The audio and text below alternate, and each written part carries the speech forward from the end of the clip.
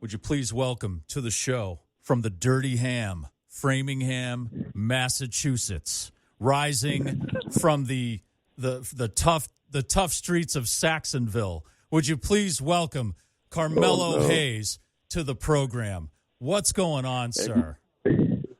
Mike, you said you're going to give me a big introduction. The dirty streets of Saxonville is crazy, man. I know, right? Yeah, Framingham. No, I'm kidding. Framingham has changed a little bit, I'm sure, since you grew up What's there. up, Mike? What's up, man? How are you? Thanks for joining us today, man. I appreciate your time. And yeah, you're from Framingham, Massachusetts. And is it also true that you worked with Beyond Wrestling? Was that here in Worcester? Yes. Yeah. Mm-hmm. That's awesome, man. It's great to have a local guy make it to the WWE. And I mean, dude, you're in WWE 2K24 and 23. So that's awesome. Yeah. That's fantastic. No dream come true. That is great. Thank you, bro. What inspired you to get into wrestling? Did you think about it when you were in Framingham, or was it somewhere else? Oh yeah. I mean, when I was a kid, flipping through the channels, seeing wrestling for the first time, and just kind of, watching it week to week. Then, in the backyard, kind of with my buddies trying to do it, and a wrestling coach he was a wrestling coach at, I'm trying to remember if it was Framingham High at that time. It might have been like Natick High, one of those. But he lived down the street, and he saw us, and he goes, "Well," he goes, "you guys are going to get hurt." He's like, "Why don't you come down to the high school, and we'll teach you kind of fundamentals." And mind you, I'm 9. I'm 9 years old. So he brought us so we trained with like the high school wrestlers at Framingham High for like 2 years. And so then we did amateur wrestling. He took us to tournaments. We did a lot. So he kind of actually helped facilitate a little bit of the fundamentals and the basics, but I always knew I wanted to do it. And, it just, for some reason, it just felt so far-fetched, I guess you could say. It just, you look at these guys on TV and you're just like, I can't do that. Like, that's just so far away, and somehow we made it. That's awesome. That's a full disclosure. I graduated from Natick High School, so just to let you know. Oh, yeah. So you know the. Yeah. I know the area, man. I hung out at the malls. Yeah. Yeah. That's amazing. So you've been wrestling pretty much most of your life. Yeah, that's incredible. Literally been the singular goal.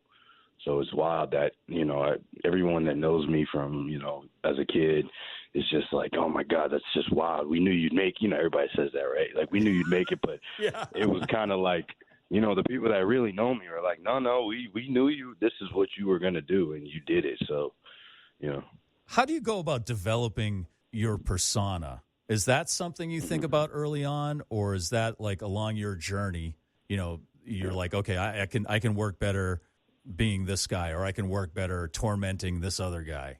Yeah, I mean, I think you got it with it. It's along your journey, because the person I am today wasn't the person I am when I first started, and I think that that's an important thing.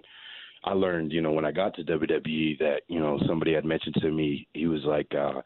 He's like, a lot of you young people haven't experienced the heartaches of life and what I mean? There's so many, I have, but there's a lot of people that haven't. So we're all learning who we are as human beings, which also, portrays through our characters over time. You know what I mean? Like when you've been stabbed in the back, you've had, triumphs, you've had, failures and things like that. And that all kind of formulates together into who you are as a human being, but then you can take from that to put into your persona, I guess you could call it, or character, gimmick, whatever you want to call it. So life kind of turned me into who I am today, I guess you could say, as a character. Who was it? You mentioned the veteran saying you have to get the experience. Yeah, sure. When you first got to WWE, who was the wrestler who held out their hand and said, "Here you go, man. I'm going to help you out here, or I'm going to take you under my wing"? Being at WWE Performance Center, everybody's there. You know what I mean? All the veterans. So, off the top of the head, Matt Bloom, who's formerly known as A-Train, who's also a Boston guy. Yeah. He was very, heavily inspired in, my career, helping me out when I got there. He's the head coach, of course, right? William Regal is another person who's constantly giving us advice. The person that told me that was Terry Taylor. He mentioned, actually used it in a different way. He said, one of the things, the examples he said, you guys don't have hate in your heart yet. He said, once you go through life, you'll get hate in your heart, and you'll find it in you to just beat somebody's ass. Yeah, you need the rage. You need that rage. So that, and then of course, Shawn Michaels, me and Shawn have extensively talked about, everything high and low. So, I mean, he's given me tons and tons of information, more information, than I could have ever imagined to get from somebody like a Shawn Michaels. So there's so many veterans, and over time, it's the who's who has given me information. I've been so fortunate. With that, when you finally make it to the WWE, not just you, everybody, is there like a hazing period? Is there a period where we're going to test these people? We're going to put them through the ringer. Is there something like that going on when you first get there? Yeah, I wouldn't say like a haze, right? I'd say more kind of like what you're saying, like a test. Like a challenge. And it's not so much. Yeah, sure. Like, it's not so much like a test, like, we're going to try and make you fail type of test. It's more just like a let's see what we got type of test. Booker T told me, everything is a test. Every opportunity you get, every time they throw you out there. And I've always looked at it like that, debuting on the main roster in the draft, and then getting that promo right away with Cody and Hunter right there, and then getting the match with Cody. That, to me, I was like, this is a test, and then being in the ring with Randy Orton, I'm like, this is a test. So, I mean, even if it's not, I operate, in the way of, okay, well, if this is a challenge or a test, let me prove to them that they're testing the right one, and I came prepared. And I've been doing my homework, and I know exactly what I need to do, and I'm going to live up to the occasion. So I guess you could say, test, challenge, yep. Yeah, that's a better word for a challenge, like challenging you guys. Sure. And seeing what you're made of, and seeing what, like, you would fit better here and you would fit better there. So on getting to the WWE and then getting in, were there a couple of specific challenges where you were kind of second guessing, saying maybe this is it for me? Maybe this is where the end of the road is? Oh, yeah. Oh, many times. I think it was more, I had the internal belief that I was going to make it. But, there's roadblocks, working a job, having a relationship, like family things, what I mean? It's a lot that, can derail you from the dream. It's not, and especially, if you know anything about, like, with the independence, it's really, it's a hard grind, and it's really not rewarding at all. Yeah. The last year of my career was really my best year. And I got the most kind of exposure and my name value out of it. I still had a long way to go. I just got fortunate enough to where I was able to kind of be in the right place at the right time. That's kind of the best way I can put it. And, I was excelling and I was working hard, and I was just kind of believing that, this is the right time to reach out and not wait for the opportunity to come to me, and try and, be proactive and try and make it to that next level.